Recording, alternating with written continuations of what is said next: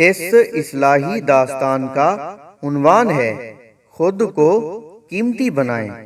شہر کے صدر بازار میں برتنوں کی دکان پر ایک نوجوان مارے حیرت کے برتنوں کو دیکھ رہا تھا۔ بوڑھا دکاندار لڑکے کی اس حیرت کو بھانپ گیا اور پوچھا، بیٹا تم ان برتنوں کو دیکھ کر حیران کیوں ہو؟ نوجوان نے کہا، بابا جی آپ کی دکان میں ہر طرح کے برتن ہیں، ایک سے بڑھ کر ایک قیمتی۔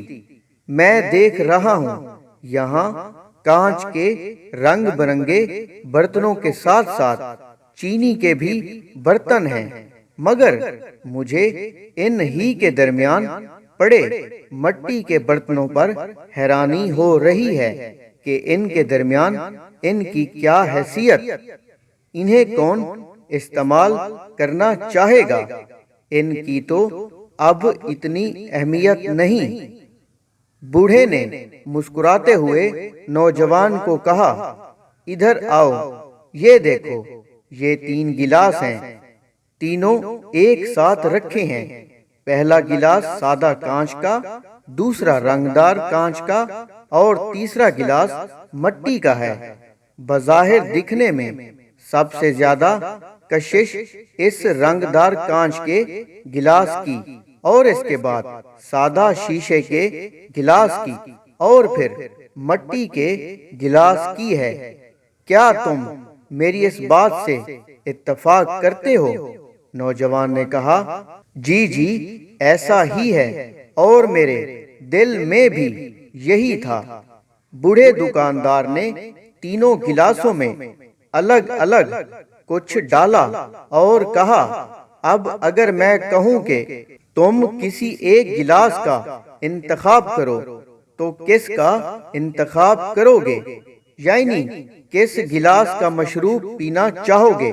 نوجوان نے ہاتھ بڑھاتے ہوئے اپنی سوچ، فکر، گمان، خیال، وہم کے عین مطابق رنگدار کانچ کا گلاس اٹھا لیا۔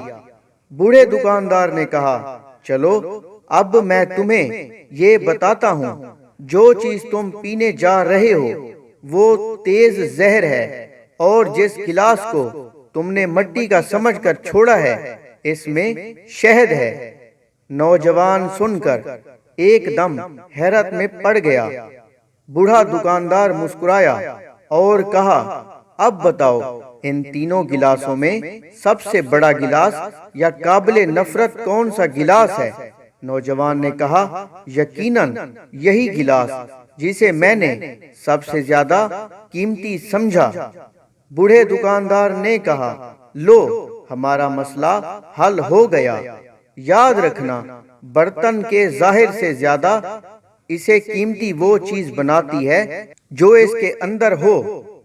ہماری زندگی کے بھی یہی مسائل ہیں، ہم اشیاء کو ہی نہیں بلکہ انسان کو بھی ان کے ظاہر سے جاننا چاہتے ہیں، اور ان کے ساتھ ان کے ظاہر کی وجہ سے سلوک، رویہ اور لہجے ترتیب دیتے ہیں۔ یہی نہیں، ہم سب اپنے ظاہر کو سنوارنے پر زور دیتے ہیں۔ ہم تعلقات بنانے اور بگاڑنے میں ظاہر کو ترجیح دیتے ہیں۔ یہی وجہ ہے ہمارے تعلقات پائیدار نہیں ہوتے۔ ہم شخصیت کے ظاہر سے متاثر ہو کر دھوکہ کھاتے ہیں، اور ایسا وہی کرتے ہیں جو خود بھی ظاہری دنیا پر توجہ دیتے ہیں۔ یاد رکھیں، ایسا کرنے والے کے باطن خالی رہ جاتے ہیں۔